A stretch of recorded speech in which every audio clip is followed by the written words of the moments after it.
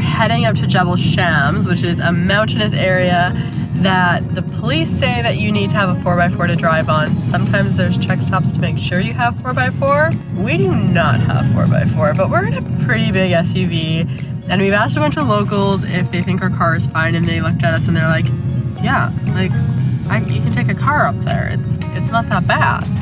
Hopefully it's just like a little bit of a gravel road to get to the top of some mountains, and it's a really good time. And I mean, if not, then we'll figure out the Omani version of AMA.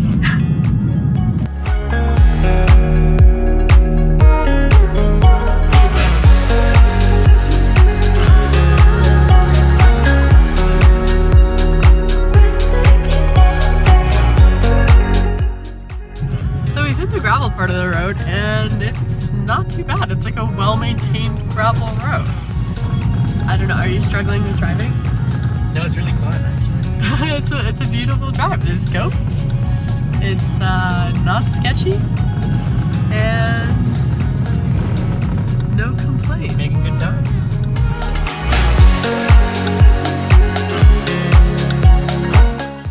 Thankfully, actually, while we were driving, we could watch the temperature drop from 39 degrees down to 26. So still a little hot to hike, but much more manageable than 39 degrees, especially when we're going to be sleeping in the car tonight.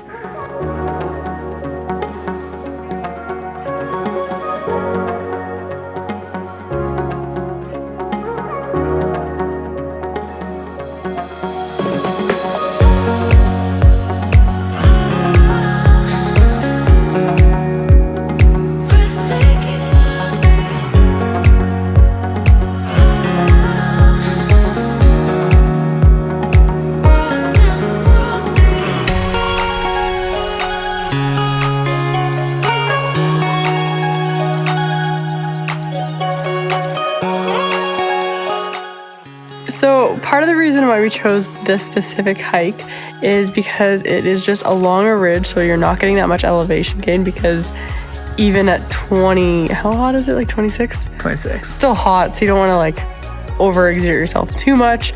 But it's also really interesting because at the end of the hike, there are these ruins of old mud houses of a village, and it is crazy. I don't know how people lived here. It's insane. Insane. Like, it's actually just like houses tucked into the canyon. Resourceful. I don't even know. It'd be terrifying to live here. It'd be so scary.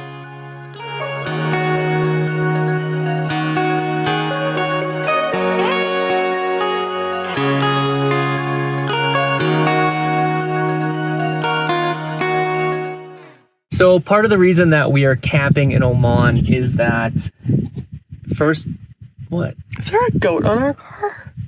Did you feel that?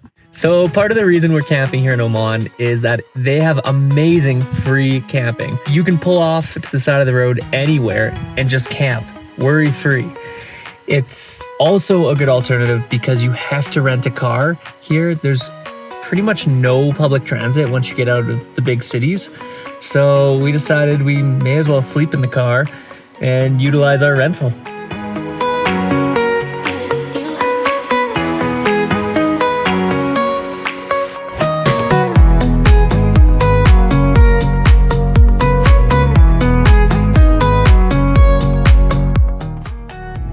It is day 8 with our little SUV that could in Oman, and we are, whoa! I don't think you can take a Civic down here. I actually have no idea where we're going because Mike planned most of Oman for us, so We're back on the dirt roads. we're going somewhere. Maybe a viewpoint, maybe a hike. I don't know. I hope not a hike though, because this cold that I have just won't go away, and I think I need to chill out a little bit.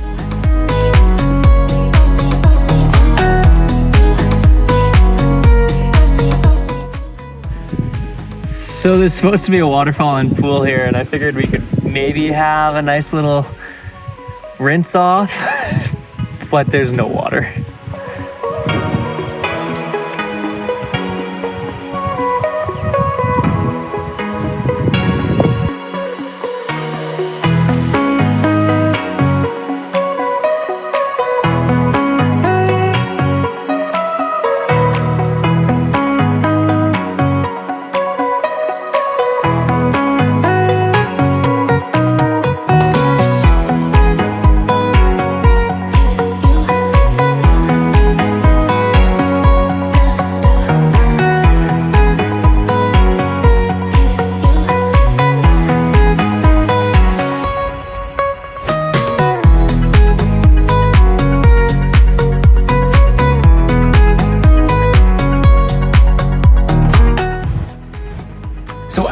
a week of camping in the desert of Oman. We are back in Muscat and gonna check out the city a little bit. So hot.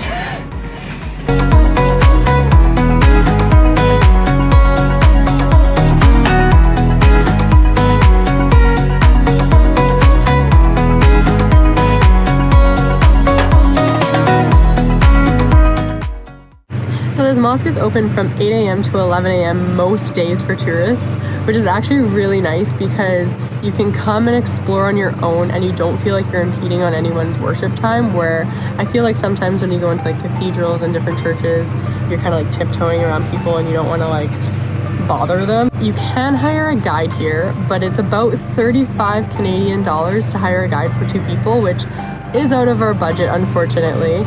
But if you just come and you want to walk around and explore on your own, it's completely free, and some of the guys are really nice and they'll give you little tidbits of info anyways, and you can ask some questions. It's been an informative time and we still managed to learn a lot about Islam and about the mosque, but the most impressive thing is still just how beautiful the actual this area is, and the buildings are, and the gardens around it. Like, it's breathtaking how beautiful it is, and I just love it here. It's very peaceful and calm and clean, and it's immaculate. yeah, Absolutely. it's immaculate. Yeah, lovely.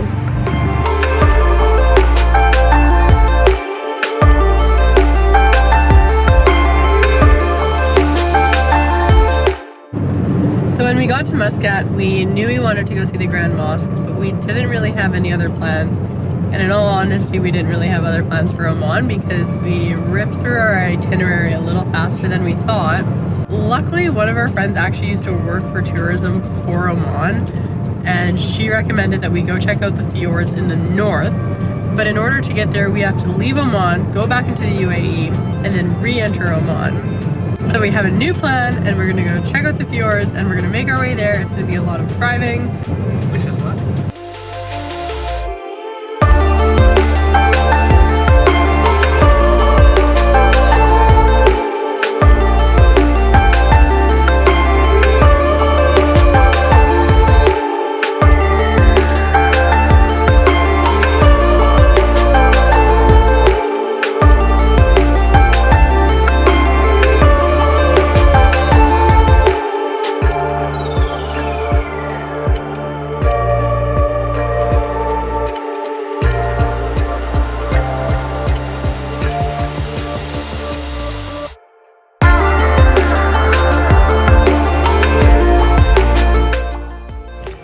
So there's definitely a lot of pros to coming to Oman during the slow season. We just booked on to a dhow boat tour, which is like a traditional Arabic boat all throughout the fjords here, which typically would be pretty busy, but because it's the slow season, it turns out to be a private tour.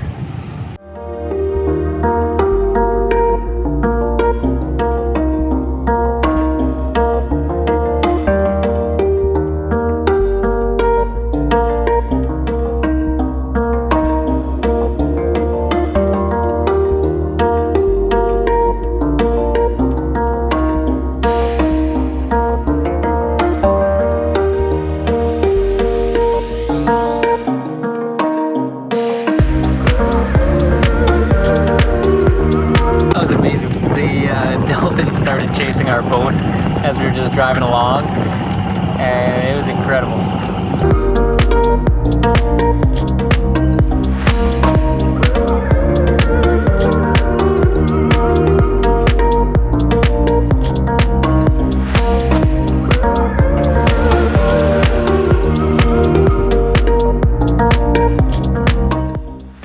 So unfortunately, it is our last night in Oman and we are very sad about it, but we are on the beach camping and we met some new friends who invited us for coffee, and tonight we learned how to make proper Omani coffee. And what we learned that makes it taste so good is coffee, obviously, and then there's some saffron in it, we think, and then the secret ingredient is rose water, and it's all boiled up in this and then put in a carafe, and then we all share it with these great little cups. And we learned if you want more, you go like this, and if you don't want more, you go like this. Even though we already had dinner, our friends are insisting we have a second dinner now.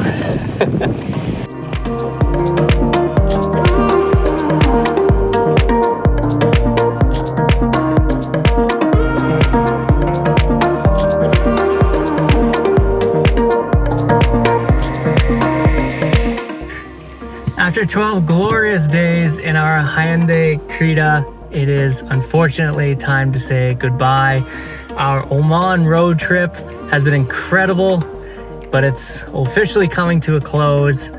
And we're back in the UAE and about to drop off our car, which is now full of desert sand that we gotta figure out how to clean. But sadly, it's over.